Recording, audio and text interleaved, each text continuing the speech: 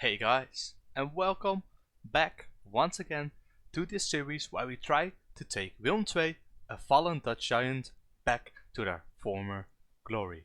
We're doing this by only signing Dutch-born players. Before we start, I first once again want to thank you all for watching the previous episodes. It's been going very well. I love the support. Thanks for the likes. Let me know down in the comments what you'd like to see in this series and also what next series you would like to see, so I can really get a feeling of what you guys like about these series.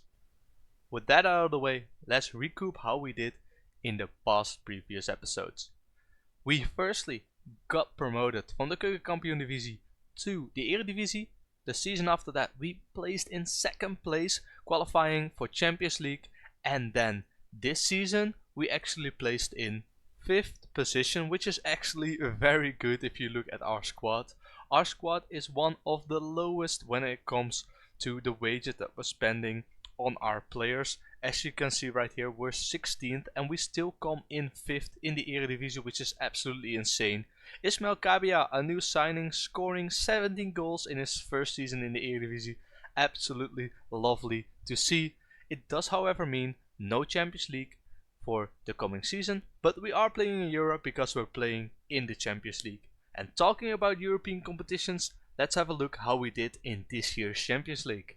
We did pretty well in the Champions League. We made it out of the league phase for a team with our budget.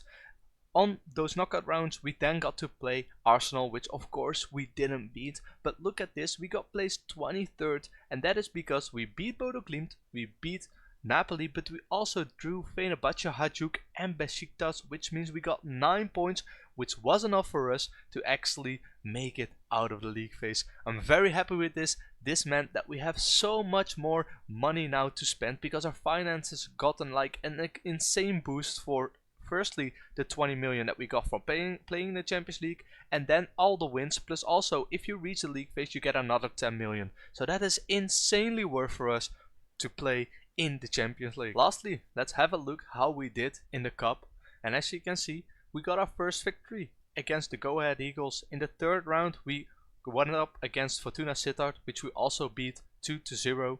Quarterfinals against PSV, we actually managed to beat them 3-2 in an insane thriller of a game.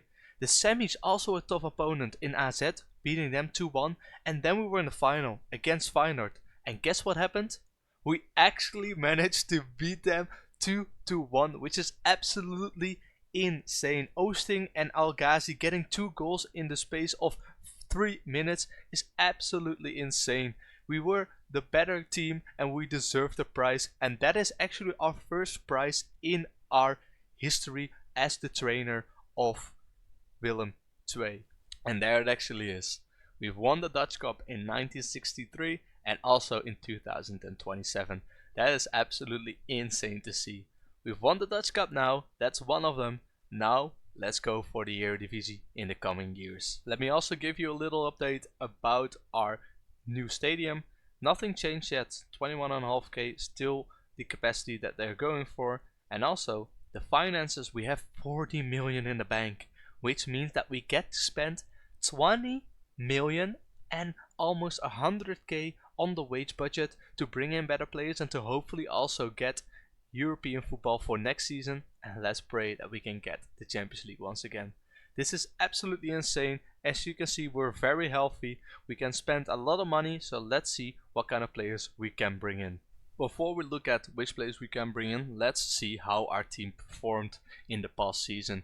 As you can see, Ismail Kabia scoring 20 goals in almost 50 games is pretty good for the level that we're at, getting also 7 assists. Ringo Meerveld once again doing his duties, scoring 15 goals and 5 assists, with also Thijs Oeting and Anwar El Ghazi really stepping up. Very nice to see that also Mats Seuntjes at his 34 years old is still scoring, and I'm actually going to give him a contract extension for just 1 more year, since he's already 34 years old, so we don't think he's gonna be good for a long while. When we have a look at the contracts, then you'll see that there's 5 players whose contracts are going to expire. Max de Waal, Leandro van Andres, Teun Bijeveld and Belhassani. They don't play a lot, neither of them. Teun played 4 games, Leandro Fernandez was loaned out, Max de Waal actually played only 11 games. So I'm fine but to let them go, only Mats Seuntjes is staying.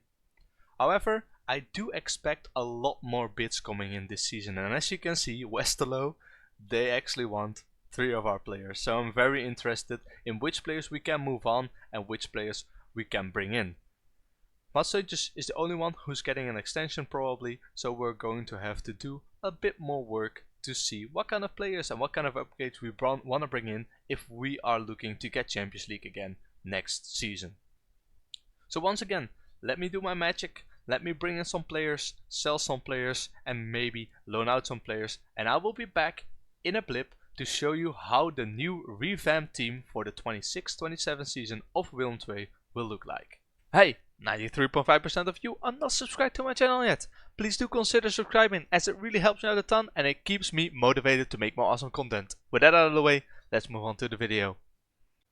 We're back! And we're back after the transfer window. We have played 5 games and we're currently in 2nd place with Willem II, doing very good. In the Europa League we have been drawn against Varul Constanta from Romania, Aberdeen, Adana from Turkey, Basel, AS Roma, AS Monaco, Rennes and Sturm Graz. So it's been a pretty tough, I would say, competition for us, but I think we'll do fine and we'll be able to go through to the latter phases, which is also nice. In the Dutch Cup we are of course once again retaining our title, which is very nice to see. As you can see here, we have won it in the last season.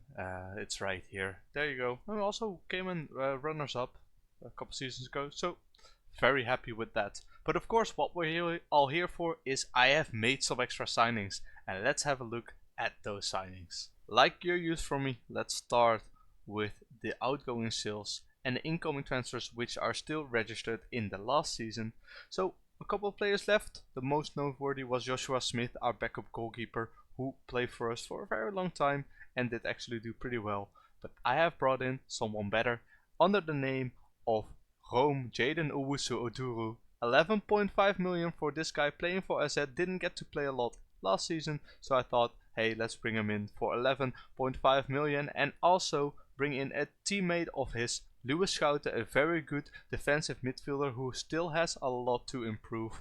I do believe this guy will be very good for the future and he's looking very nicely.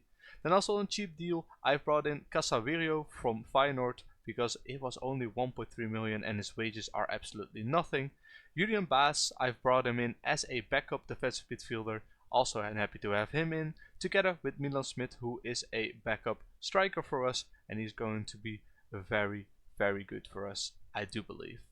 Then last but not least, free transfer Yuri Baas. Just brought him in as to have some backup, to have some rotational players in our team.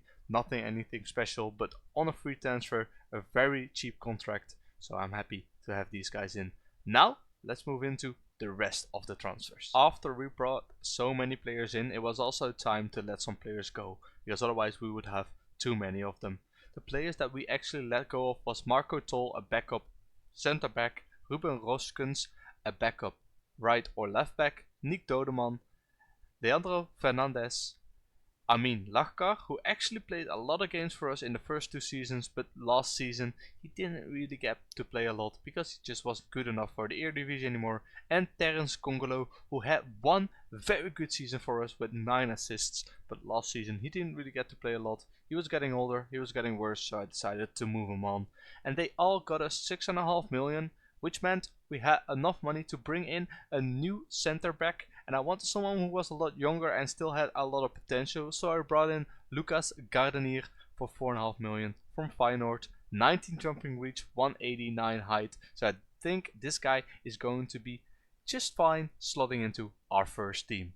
And with all of those signings, let's have a look how our first team actually looks like. Here we have it. This is what our first team will look like. So Owusu-Oduru in goal, Gardenier also is spot in the starting 11. Casemiro is actually going to be our left back. Hendricks and Schouten, who we also brought in new, also in the starting 11, together with Kabia, who was already in there, Meerveld, Oosting, Hendricks and Sandler. And then also, not to forget, I am bringing in a youngster, Brent Melis, and this guy looks actually very good and I just want to give him some playing time. Look at that, 15 dribbling, 14 technique, 14 first touch and good physicals already, so I just wanted to give him a chance in that position. That does mean there's no chance anymore for Enver Al-Ghazi to get into the starting 11, and he did very well the last couple of seasons, but he's just more of a backup now.